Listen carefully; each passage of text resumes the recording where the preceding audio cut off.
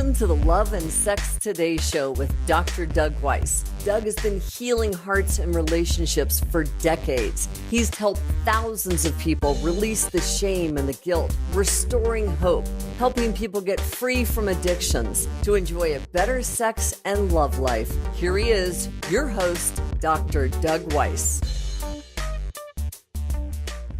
Welcome to Love and Sex Today. I am Dr. Doug Weiss, and I'm going to be your host. And today's topic is going to be really important. It's going to be on betrayal and what to do.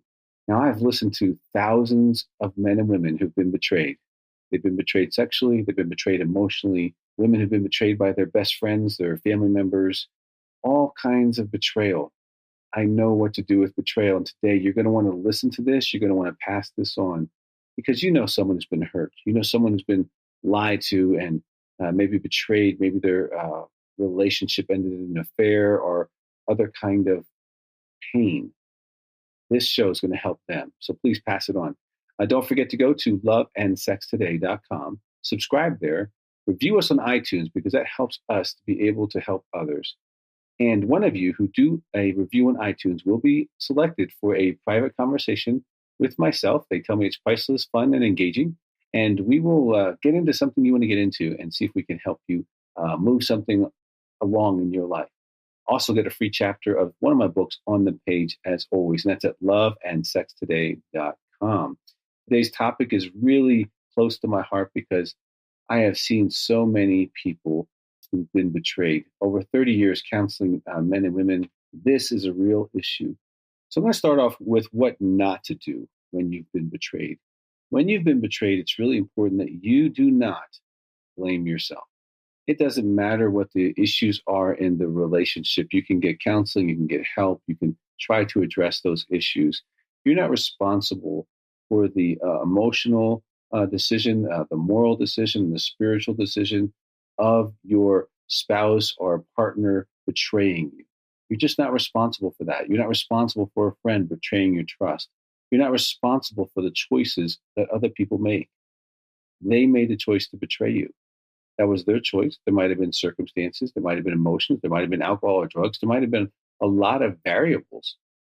But bottom line, they made the choice. You didn't. So you don't want to turn it on you. Because if you do, that can be an endless road of you trying to change things that have no bearing on whether that person would betray you even in the future. Also, you don't want to blame the other person. Now, the other person might have hit on them or given them the wink or given them the energy that, hey, I'm available. But that person did not make a lifetime commitment to you. That person didn't say they'd be faithful to you. The person you are with said they'd be faithful to you or implied that. And so your betrayal, really, the shoulders of that is the person you're in relationship with. It is not some other person out there who happened to be at the wrong place at the wrong time in the wrong circumstances. Maybe. I mean, there's so much more that goes on to betrayal. And we're going to have a podcast on 6 types of cheaters. You might want to catch that one. That's going to be really helpful maybe to understand what your person was thinking. But regardless, they made a decision that hurts you. And that hurt is real. And what that automatically sets up in your life is a grief process. I mean, you signed up for happily ever after. You signed up to be loved and cherished and supported and encouraged. And even if you're not married, there's this kind of like agreement that we won't cheat on each other, right? And so this betrayal is going to automatically initiate a grief process for you. So I'm going to walk through that grief process, and then I'm going to give you some tips on what you can do. But grief is real, and you're going to hit it, okay? So you're going to be in shock. Now, I know what shock looks like. I've been in the same room with hundreds and hundreds of men and women who have found out that their spouse has cheated on them and that their partner has cheated on them. And it's like a lightning bolt of energy goes through the top of their head all the way through their body. I've seen men and women crawl up in a ball and cry and wail and scream like an animal. I've seen shock, and it's painful. And if you've gone through that, you know what I'm talking about, and that's normal. You're not crazy. What's happening is you're trying to deal with a crazy set of circumstances, and you don't have a way to process it. And so it overloads your system, and you end up having that kind of pain. The next is denial. Denial is kind of like nothing's going on. it really didn't happen, or he really only did kiss her, or she really only did, you know, give him a hug, or they're just friends. And denial can go on for decades. Denial about an event you know about, denial that things are actually going on. I'm surprised at how many couples never have conversations about self sex, about pornography, about their social media habits, their texting habits. And sometimes this goes on for years before someone kind of acknowledges what's really happening. The next stage is anger. And we did a podcast on anger. You might want to go back and look at that one, because you're going to need to do that anger work. You're going to need to engage the rage, because you're not going to heal, because that bullet's going to stay inside of you unless you aggressively deal with that rage. I would strongly encourage you, get to that podcast that we did on anger. I think it's called Flush Away Your Toxic Anger. You want to definitely get that podcast and address that. And as always, if you need counseling about any of this stuff, you can call my office at Heart to Heart Counseling Center at 719-278-3708. We've helped thousands through these issues, but anger is definitely a part of it. And then there's bargaining.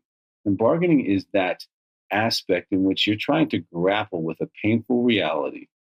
And you're trying to say, well, if this variable was different, or this variable was different, then this wouldn't have happened. If he wouldn't have been in the bar, if she wouldn't have been at the hotel lobby, if they wouldn't have been on a trip, if they wouldn't have gotten in the car together.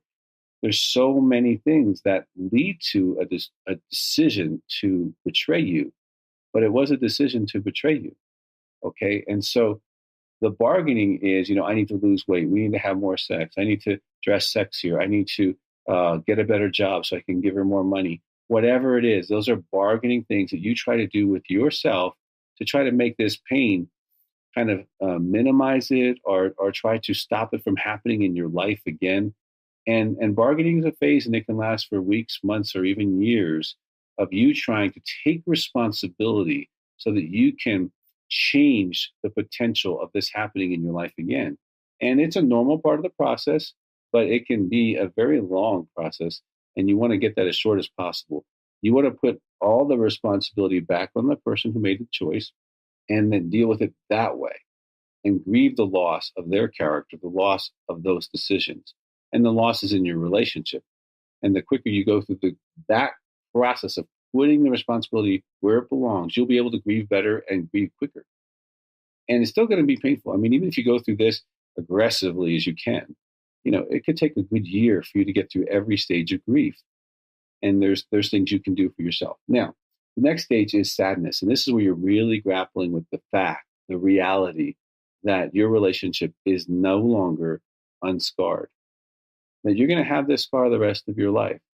Now, you won't have to think about it. I've seen couples move past infidelity and other types of betrayal, financial, emotional betrayals, friendships that had betrayal in them, be able to heal. But sadness is starting to move towards, this has really happened. This is now part of my story. It's not a part of my story that I had any choice in. And it's kind of like maybe being in a car accident and someone else hit you. You didn't choose that, but you had to do the physical therapy, and you went through the process, and you went through the healing. And that cost you time and energy, and sometimes thousands of dollars. I know people who come, they do 3 and 5 day intensives in my office. It costs them money, but they get to do the healing acceleratedly. And accelerating the healing of betrayal is really, really helpful. Then the last stage is acceptance. Acceptance is where you really accept the fact that you have been betrayed head on. No sugarcoating it. And that'll move you towards probably one or two places. So let me talk about that. Acceptance will help you either accept the fact that this is your story, and you stay and work on things and make this relationship as good as it possibly can. And you move through the pain, you carry the scar, and you do the best you can. Our acceptance might be, hey, this isn't for me. I didn't sign up for this. This is not the kind of person I am. This is not the kind of person I want to be with. And you're unable or unwilling to be able to repair that relationship. And you accept that about yourself, and you make the appropriate steps to do what you need to do. Acceptance puts you in a place where you decide what you do once you accept the facts of what's happened in your life, in your relationships head on. Now, what to do? Well, you want to have really good self-care because I tell people who've been through betrayal, listen, the most important thing I can tell you to do is give yourself 60 or 90 days and don't make a major decision. Let yourself heal under the normal circumstances of your life, but you really want to up the self-care. If you're not exercising, start exercising. If you haven't had a massage in a while, get an appropriate massage.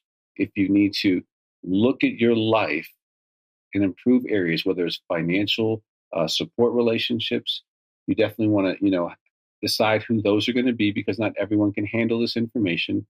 Strongly recommend you really think about telling family members until after you've made your decisions, because if you decide that you're going to stay, you may not want to involve them in the pain and grief that you're going through.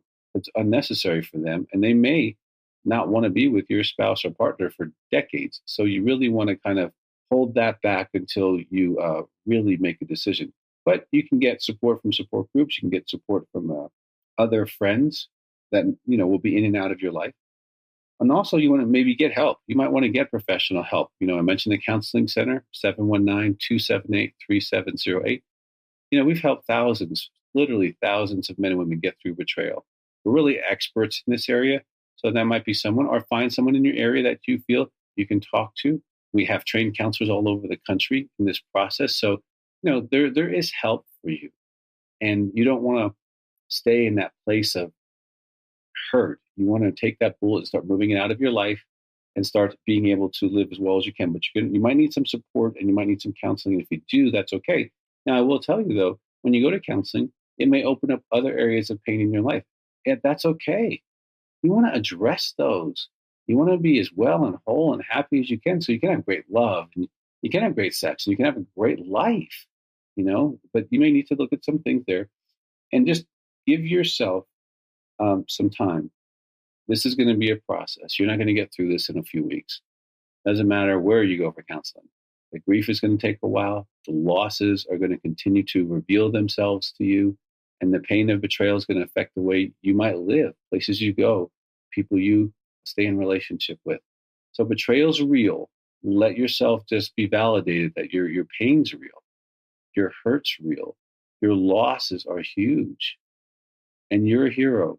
You're going to get through this one way or the other for yourself.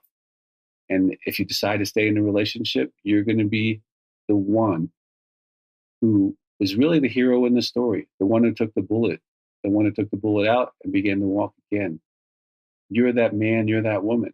But you're probably going to want to be encouraged, have some help, have some support. Well, I hope today's been really, really helpful for you. I do want you to go to loveandsextoday.com, subscribe there, write a review on iTunes, and definitely share this one with people who've been hurt. Now, one of you will be selected for a private conversation with me. They tell me it's priceless, fun, and engaging, and we will do that. That'll be great to get to know you that way. Also get that free chapter on our webpage. And remember always, have great love and great sex today.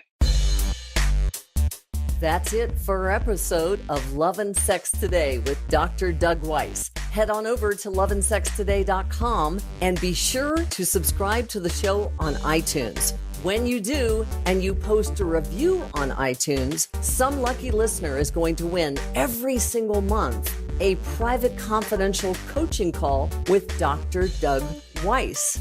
Also, feel free to ask any question you like. You can push a button, speak your question, and Dr. Doug will answer your question in a future episode. So be sure to subscribe to the show. Doug's got some great gifts for you, and we will look forward to seeing you next time.